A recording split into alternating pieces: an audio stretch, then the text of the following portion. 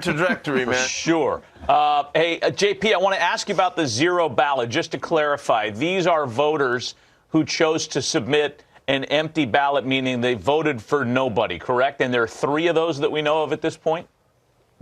Correct, Matt. And so if you're a voter who doesn't believe in a given year that anyone is worthy of the hall in your estimation, you have 2 choices.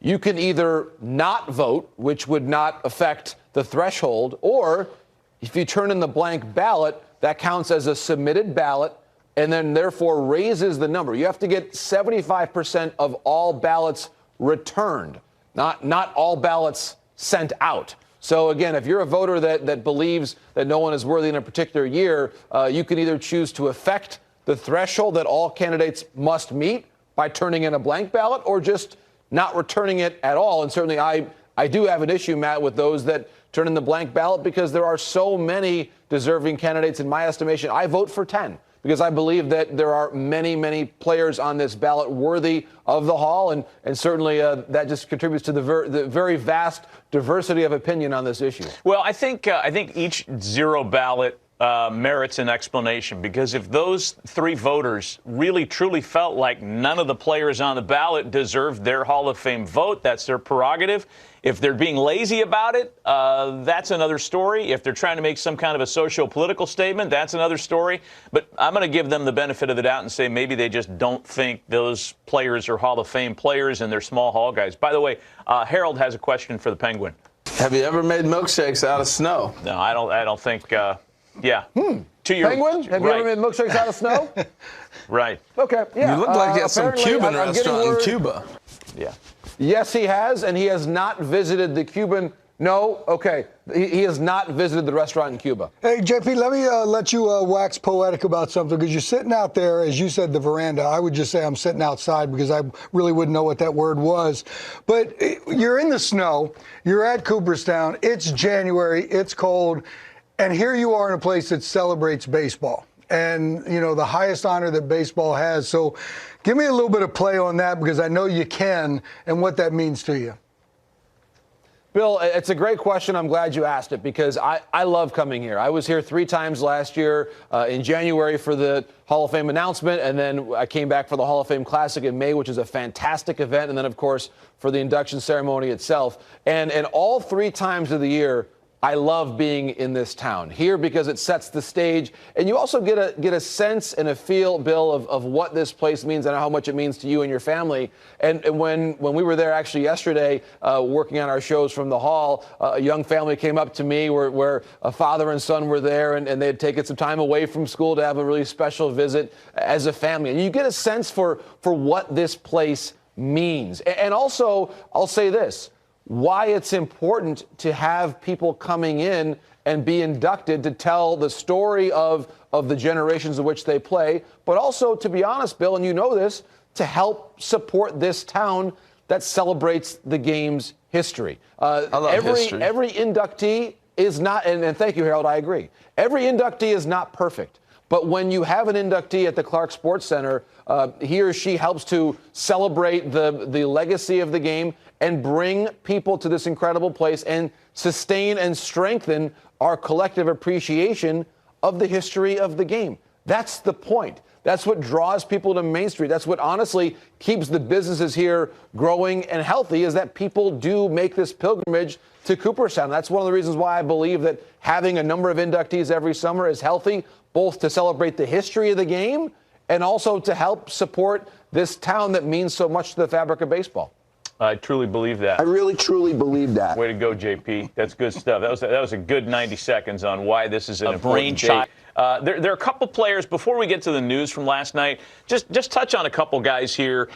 Gary Sheffield, Jimmy Rollins, some guys that, you know, you'd refer to, not in a unflattering way, but they're down ballot players. Look, I've advocated for Sheffield for a long time. I think he's a Hall of Famer. I love Jimmy Rollins, too. Do those guys have a chance? Are they at least moving in the right direction for subsequent votes? They're on my ballot. They're moving in the right direction. Certainly in the case of Sheff, he doesn't have as much time left on the ballot in comparison to Rollins. But let's start with Gary Sheffield.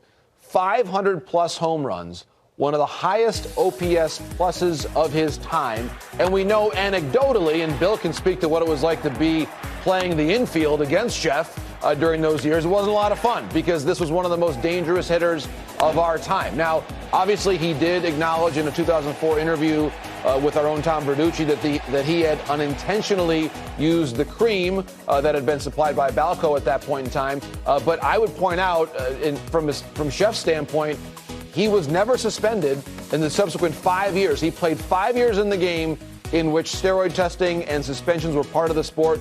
He was never once suspended, and that is significant to me. And that's why I vote for Chef. I believe he's very deserving. Again, more than 500 home runs, a significant player, was a World Series champion, a historically significant career, and someone who I give the benefit of the doubt to when it comes to the PED question. Now, Jimmy Rollins. Again, I speak to the historical significance of the player. Jimmy was an MVP. He was a hero of the World Series in 2008. He was part of the back-to-back Phillies World Series teams on a team that I think was one of the most important ones of the last 30 years. Leader, durable, switch hitter, the only shortstop ever to go more than 200 homers, 100 or more triples, and 400 plus stolen bases. The only one. You see that number on the bottom. He was the only one of those 11 players to be a shortstop. And the games played, to me, the number of times he went to the post, that matters. I think it's going to be really interesting, Matt and Bill, next year when Jimmy Rollins is on the same ballot as Chase Utley, and how those two vote totals compare. Utley's sabermetric numbers are very strong. I think Rollins may be more of a traditional candidate, and Rollins, for the multiple time, in my estimation, gets my vote for the Hall of Fame. Interesting. Yeah, interesting indeed. You know what else is interesting, JP? The news we got yesterday regarding the Angels, if we could segue real quickly off of the Hall of Fame stuff for just a moment, because this was a very surprising announcement that the Angels themselves made, that the Moreno family would continue ownership stake in the team. It had been on the block. They made a formal announcement not long ago saying that they were shopping for offers, and now there appears to be an about-face on that, and Arte and his family are going to stay in control. Tell us what you might know about this pretty interesting development. It is fascinating, Matt. That was the statement yesterday made by the Moreno family. Arte Moreno will keep the team, even though reportedly, according to The Athletic, there were multiple bidders interested in buying the team for in excess of $2 billion, perhaps as high as $3 billion. But Arte Moreno wants to keep the club. A couple things that this draws into question. Number one, what about the ballpark? At the moment, the Angels have their lease on the stadium through 2029, but a new ballpark plan is not yet concrete. We are not sure what that means for where they're going to play in the long term. Also, the big question of the industry over the next 12 months, Shohei Ohtani. Where is he going to play? I still don't necessarily think that there's any extension imminent right now for Ohtani. I was even told by one source close to the situation yesterday that at the moment it's status quo. This does not change his likelihood or unlikelihood of signing an extension with the Angels. But we do know this. A decision has to be made, Matt, at some point in time. Now, there you see the years left on those key contracts for their three superstar players. I would point out this. The Angels in general, and by signing Tyler Anderson, they have become at least in the competitive range of the other teams in the American League West from a payroll standpoint. Actually, right now, according to money committed for 2023, the Texas Rangers have really climbed up the rankings in terms of what their projected payroll is going to be. And it is the Angels. When you add in, we do have that full screen, Harold, because the Angels right now, when you factor in salary arbitration, they have the highest payroll in the division. A club record more than $200 million. So from the standpoint of ownership with the Angels, Arte Moreno and the leaders there can say credibly they are spending the most of any AL West team and the most of any Angels team ever. Wow. This interview is over anyway. Great job, my man. Thanks, Harold. Great job, my man. Get in there, get where it's warm. Have a little coffee with some catnip in it for me and Rip, and we'll visit with you again coming up here shortly. So I guess there is some intrigue as to who else will join Fred McGriff in the class of 23. Here's the deal. And look, JP is a tremendous advocate for the Hall of Fame. He wants to have a bigger hall, more people celebrated. I understand that. I'm not of that same mindset. I do like a small hall kind of idea. But wouldn't it be somewhat of poetic justice? Because I think the crime dog's been overlooked way too long. That's my personal opinion.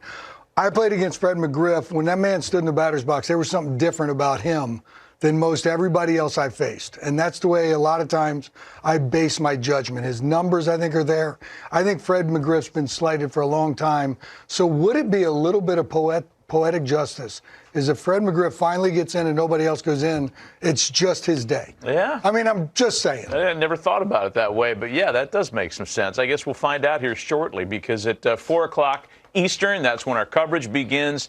We'll have folks up there in Cooperstown, J.P. Morosi, Brian Kenny, who's going to join us later, Jason Stark as well, who's in the Hall of Fame, in the writer's block, if you will.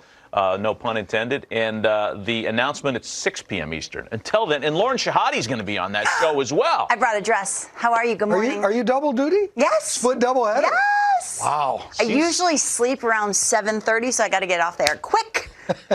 Go right to bed. Soft foods buffet, as Matt says. You're in timeout, by the way, with that thing. Who? That was an all-time record for the A block. Come on. I think Enough is I meant enough. you. Got to keep it going. Got to keep it going. Oh my gosh, I love you. Oh my who's on the gosh, phone I with love you? you. Yeah. How was my parking, Bill? Terrible. Don't say that. I tried really hard No, today. you didn't. He It's one of the worst you've ever thrown out there.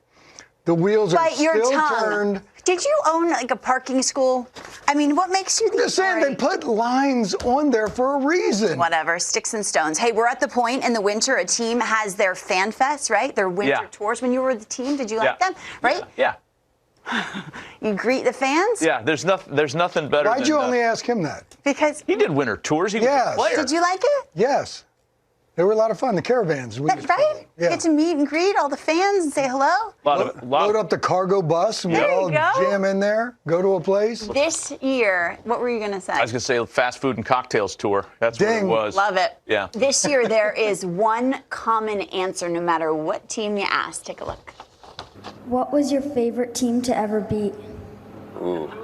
What was it? Favorite team? What was that? Favorite team to ever beat? Yeah, that'd be the Yankees.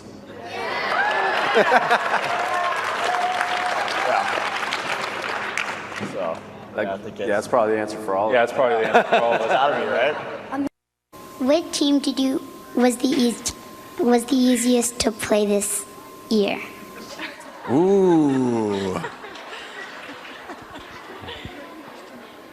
Which team was the easiest to play against?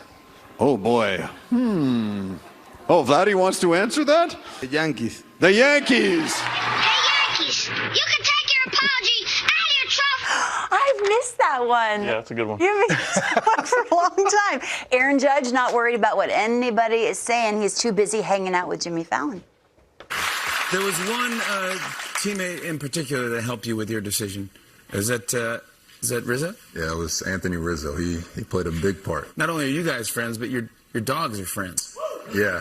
Oh, yeah. You know, my little Penny and his dog Kevin are the best of friends. They're the best of friends. Penny, Frank Rizzo. here's a picture. This is what I had to deal with. Every day I was getting photos like this. I want to thank Anthony Rizzo and I want to thank Kevin for getting Aaron Judge to sign. Frank Rizzo. Kevin?